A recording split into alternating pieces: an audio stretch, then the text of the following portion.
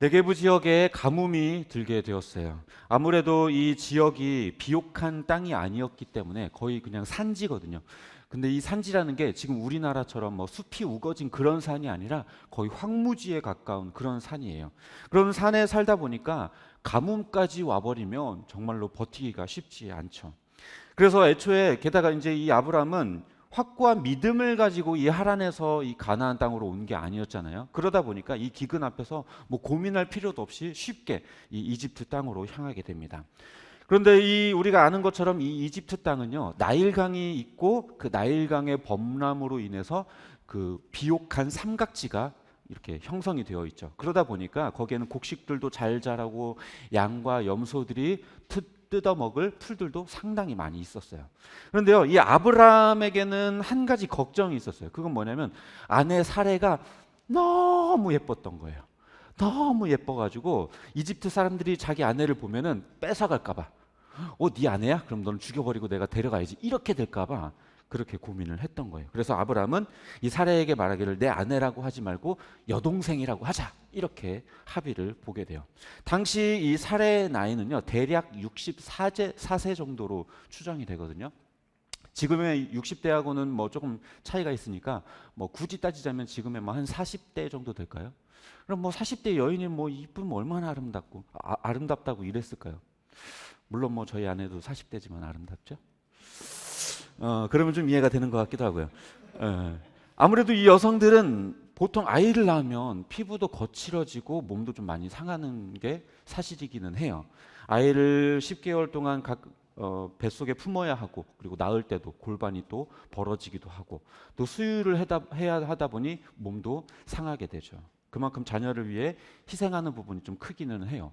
그러다 보니까 몸이 좀 망가지고 하다 보면 어쩌면 좀 젊을 때, 처녀 때의 그 아름다움을 좀 잃을 수는 있겠죠. 그래서 이 사례는 아마도 아직은 아이를 낳지 않은 상태이다 보니까 젊었을 때의 그 몸매나 어떤 외모를 조금 더 유지하고 있지 않았을까, 이렇게 추정은 됩니다.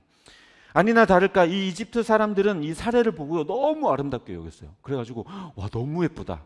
그래서 바로의 신하들도 그 여인을 보고 너무 아름다워서 야, 이 여인을 바로에게 데려다 주면 내가 상 하나 받겠구나, 이런 생각으로 아마 바로에게 얘기를 했겠죠. 그래서 바로에게 이제 들여다보랬더니 바로도 사례를 보고 깜짝 놀란 거예요. 너무 아름다웠던 거예요. 그래서 자기 아내로 삼으려고 이 아브라함에게 온갖 재물들을 다 주죠. 양과 소와 나귀와 종과 낙타, 모든 선물들을 다 주고 이제 사례를 아내로 맞이하려고 했습니다. 그런데 우리가 아는 것처럼 갑자기 하나님께서 이 바로와 바로의 집에 재앙을 내리시게 돼요. 깜짝 놀랐겠죠. 그런데 바로가 무슨 잘못을 했죠? 잘못한 게 하나도 없어요. 그냥 여동생이라고 하니까 그럼 너무 이쁘니까 내 아내로 삼아야겠다 해서 재물을 주고 그렇게 데려온 거거든요. 바로는 잘못한 게 아무것도 없어요. 그런데 왜 바로에게 이런 재앙이 닥친 것일까? 만약에 사례가 바로와 결혼을 해서 부인이 돼서 잠자리를 하게 되면 어떻게 될까요? 아브람과 사례를 통해서 그 후손을 이어가기로 하셨던 하나님의 언약이 어떻게 되겠어요? 완전히 산산조각이 되어버리겠죠. 그럼 하나님의 계획이 무너지겠죠. 그래서 하나님은 그것을 막으시려고 이 바로에게 재앙을 내리셨던 겁니다. 그러면요, 바로는 사례가 아브라함의 아내라는 걸 어떻게 알았을까요? 그냥 단지 재앙이 내렸을 뿐인데 어떻게 알았을까요? 본문에는 기록되어 있지 않아서 모르지만 아마도 하나님께서 바로에게 뭔가 신비로운 방법으로 찾아가셔서 알리시지 않았을까, 이렇게 추정이 돼요. 야, 이 사례 아브라함 아내니까 건들지 마라. 이렇게 협박을 아마 하나님이 하신 것 같아요. 그래서 이제 이 바로는 아브라함을 불러다가 왜 네 아내라고 나한테 얘기를 하지 않았냐? 하나님이 나한테 이렇게 재앙을 내리지 않았냐? 야, 다 필요 없으니까 다 가지고 빨리 가라. 이렇게 보내버리는 거죠. 왜 이 가축들을 왜 그냥 다 보냈을까요? 야, 너 나한테 사기를 쳐? 감히 나한테 다 이 가축들 다 돌려보내, 종들 돌려보내, 이래도 되지 않았을까요? 근데 왜 그러지 않았을까요? 바로는 아마도 하나님께 받은 이 재앙 때문에 너무 겁이 나서 혹시라도 이 가축이라도 하나라도 뺏으면 재앙이 더 큰 재앙이 내릴까 봐 아마 두려움이, 그 마음이 있었을 것입니다. 그래서 이제 바로는 아브람과 사레와 그 모든 노예와 재물들을 다 가지고 나가라 하고 이집트 밖으로 내보내게 되었어요. 오늘 본문의 스토리는요, 이렇게 표면적으로 우리가 아는 것처럼 너무나도 잘 알고 있는 이야기죠. 그런데요, 사실 깊이 들여다보면요, 이해가 안 되는 포인트들이 좀 있어요. 먼저 아브라함을 인도하신 하나님께서는요, 왜 아브라함이 거주하는 그 네겝 지역에 가뭄을 일으키셨을까요? 하나님이 분명히 하란에서 가나안 땅으로 인도하셨고, 그 땅을 너희에게 주겠다, 약속의 땅에 널 주겠고, 너로 하여금 부유하게 되겠고 자녀를 많이 낳게 되겠고, 그렇게 얘기를 하셨잖아요. 언약을 하셨는데 왜 그 땅에 기근을 주셨을까요? 오히려 그 땅을 더 축복되게, 더 풍요롭게 만들어주고 그 땅에서 정착할 수 있게 만들어주셔야 되는 거 아니에요? 왜 그 땅에 기근을 주셨을까요? 그 이유는요, 아브라함을 이집트로 보내기 위해서 그렇게 하신 거예요. 이해가 안 되죠? 가나안으로 실컷 불러놓고 이집트로 내려보낸다고? 왜 그러셨지? 왜냐하면요, 우리는 이제껏 하나님을 믿고 신뢰하여서 하란을 떠나 가나안에 들어왔던 믿음의 조상이었던 그 아브라함이 갑자기 믿음이 떨어져서 기근을 못 참고 하나님의 약속의 땅을 저버리고 자기가 살겠다고 이집트로 떠나가 버렸다. 이렇게 아브라함의 믿음 없음에 대해서 굉장히 강조하면서 우리가 이해해왔던 게 사실이에요. 그렇죠? 하지만 근데 오히려 그 반대예요. 아브라함이 믿음이 없어서 이집트로 내려간 것이 아니라 하나님이 이 아브라함을 이집트로 밀어 넣으신 거예요. 그럼 왜 밀어 넣으셨을까요? 이집트로.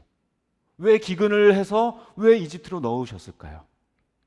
자, 이에 대한 대답은요, 조금 미뤄둘게요. 왜냐하면 지금 대답을 이야기하면 다음 질문의 대답과 연결되기 때문에, 그러면은 다음 질문 드렸을 때 그것 때문이죠, 이렇게 대답하실 것 같아서 답을 잠깐 뒤로 밀어놓고 다음 질문을 또 해볼게요. 다음 질문은요, 하나님은 그렇다면 왜 이 일을 미리 막지 않으셨을까요? 사레가 바로에게 아내로 가기 전에 아예 바로에게 먼저 찾아가셔서, 야, 건들지 마, 쟤 아브라함의 아내니까 그냥 축복해주고 보내, 이래도 되잖아요. 왜 하나님을 미리 막지 않으셨을까요? 왜 바로가 사례를 아내로 맞이하려고 다 모든 것들을 다 준비한 그 상태에서 왜 하나님은 막으셨을까요? 네? 그때까지는 아무 액션이 없다가 왜 이 타이밍에 낮잠을 주무시다가 하나님이 일어나 보니까 이미 일이 벌어져서, 아이고 어떻게, 그래서 하나님이 그렇게 하셨을까요? 졸지도 않고 주무시지도 않는 하나님이신데 왜 그렇게 하셨을까요? 자, 그러면은 이 질문 두 가지, 하나님은 왜 기근을 만들어서 아브라함을 이집트로 밀어 넣으셨는가라는 질문과, 하나님은 왜 바로가 사례를 아내로 맞이할 때까지 가만히 계시다가 그제서야 재앙을 내리셔서 막으셨는가, 이 두 가지 질문에 대한 대답, 왜 그랬을까요? 네?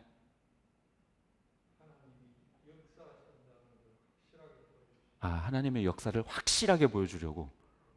그 말도 틀린 말은 아니죠. 근데 그거 너무 이제 좀 뭐라 해야 되죠? 추상적인 개념이고.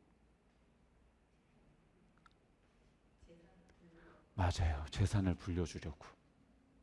그냥 네게브 지역에 살면요, 황무지 같은 땅이기 때문에요, 가축을 기르더라도 뭐 드라마틱하게 재산이 늘어나지 않아요. 근데 하나님께서는요, 아브람을 이집트로 보내어서 바로에게서 재물을 삥 뜯어가지고, 속된 말로, 좀 속된 말이지만 삥 뜯어가지고 아브람한테 주려고 하나님이 아브람을 이집트로 보내신 거예요.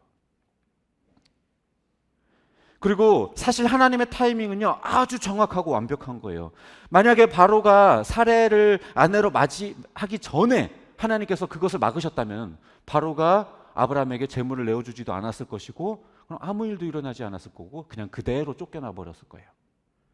그러나 하나님께서 이 이 바로가 사례를 아내로 맞이하면서 재물을 다 내어준 상태에서 재앙을 내리니까 이 바로의 마음에 두려움을 넣으시고, 그래서 아브라함으로 하여금 많은 재물들을 가지고 나올 수 있도록 하나님께서 하셨던 거죠. 게다가 그 타이밍에 막으심으로 인하여서 아브라함과 사례를 통해 하나님께서 맺으시고자 하셨던 그 언약을 지키셨던 거죠. 뿐만 아니라 그 순간에 바로로 하여금 하나님의 두려움을 느끼게 하였고, 또 아브라함으로 하여금 하나님의 살아계심도 경험하게 하는 그런 굉장히 완벽한 타이밍이었던 거예요. 그래서 정리를 좀 해보자면, 이 아브라함이 기근으로 인해서 이집트로 향했던 이 사건, 우리는 그동안 하나님을 신뢰하지 못해서 약속의 땅 가나안을 떠나 이집트로 향한 아브라함의 연약함이다라고 이제껏 우리가 이해해 왔어요. 물론 이 말이 아주 틀린 말은 아닙니다. 맞는 말이기는 해요. 하지만 단순히 아브라함의 잘못된 결정으로만 이해한다면 하나님은 아브라함이 저지른 일을 수습하는 정도에 이르는 그런 하나님밖에는 되지 않아요. 그러나 하나님은 아브라함의 실수를 나중에 수습하신 게 아니라 애초부터 아브라함을 이집트로 인도하셨던 거예요. 축복을 더 내리시기 위해서. 물론 그 과정에 아브라함의 이 연약함이라는 부분, 즉 자기 아내를 여동생으로 속이면서 자기의 생명을 부지하려고 했었던 그 연약한 모습을 활용하신 것은 맞지만, 그렇다고 해서 하나님의 능력이 부족해서 이 일을 미리 막지 못했다고 이해하는 것은 오히려 하나님에 대한 잘못된 이해입니다. 그러니까 결과적으로 하나님은 아브라함으로 하여금 하나님의 위대하심도 깨닫게 하고 아브라함의 재산도 늘려주시고 적극적으로 아브라함을 그렇게 이집트로 인도하셨던 것입니다. 그래서 이 사건을 우리가 하나님의 시선으로 보느냐 인간의 시선으로 보느냐에 따라서 그 해석이 아주 많이 달라지게 되어져 있어요. 우리가 인간적인 시선으로 보면 그저 우연히 벌어진 사건 속에서 하나님이 그를 건지시기 위해서 개입하셨다 정도로만 이해할 수 있게 되겠죠. 물론 그렇게 이해하더라도 하나님의 신실하심을 이해하지 못하는 건 아니에요.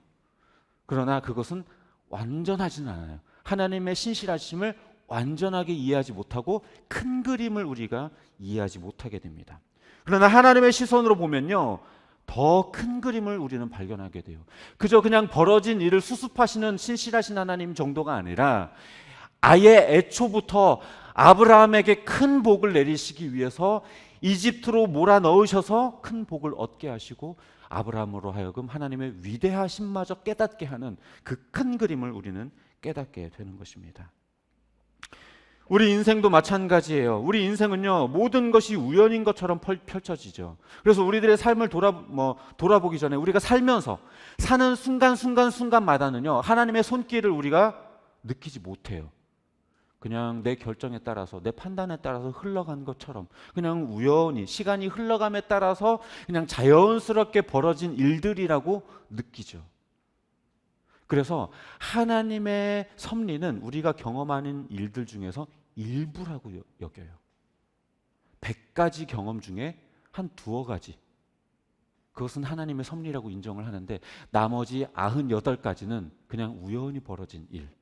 그리고 스쳐 지나가더라도 그거에 대해서 피드백하지 않아요. 신앙적인 피드백이 없어요. 돌이켜 생각해보고 이것이 하나님의 은혜였구나, 이것이 하나님의 섭리였구나, 이렇게 생각하지 않아요. 그냥 흘려보내버려요. 그런데요, 하나님은 우리 인생의 모든 영역을 인도하시는 거예요. 하나도 빠짐없이 우리 인생의 구석구석 모든 영역에서 완전하게 다 인도하시는 거예요. 심지어 우리들의 실수라고 생각했었던 부분들마저도, 심지어 우리들이 죄를 저질러서 내가 굉장히 믿음이 연약해져 있었던 그 순간마저도, 그것마저도 하나님의 인도하심이에요. 우리가 인식하지 못하는 순간에도 그저 우연이라고 생각하고 그저 내 결정이라고만 여겼었던 그 모든 순간에 하나님은요, 계속해서 우리들의 인생을 주목하고 계시고 우리들의 인생을 주관하고 계시고 우리들의 인생을 인도하고 계신 거예요. 아브라함이 이집트에 간 게 결코 우연이 아니에요. 결코 아브라함의 결정이 아니에요. 하나님의 인도하심이었고 하나님의 섭리였던 거예요. 물론 우리는 여전히 아브라함처럼 불완전하기 때문에 실수하고 그릇된 판단을 할 때가 있어요. 하지만 그것들조차도 하나님의 큰 그림 안에서 이해한다면 그 불완전함마저도 활용하셔서 선으로 바꾸시는 하나님의 그 신실하심이 있는 겁니다. 하나님은 결코 실수하지도 않으시고 후회하지도 않으시는 분이시기 때문에 그래요. 속상하고 억울하고 때로는 슬프고 또 반대로 때로는 확신에 차고 뿌듯하고 즐거운 순간에도 단 한순간도 빠짐없이 하나님은 우리 삶을 그 섭리 안에서 완벽하게, 아주 완벽하게, 하나의 틈도 없이, 하나의 흠도 없이 아주 완벽하게 인도하고 계신 겁니다. 바라기는 우리 삶 구석구석 완전하게 인도하시는 그 하나님의 섭리를 바라보고 신뢰하는 저와 여러분 되시기를 주님의 이름으로 축복합니다.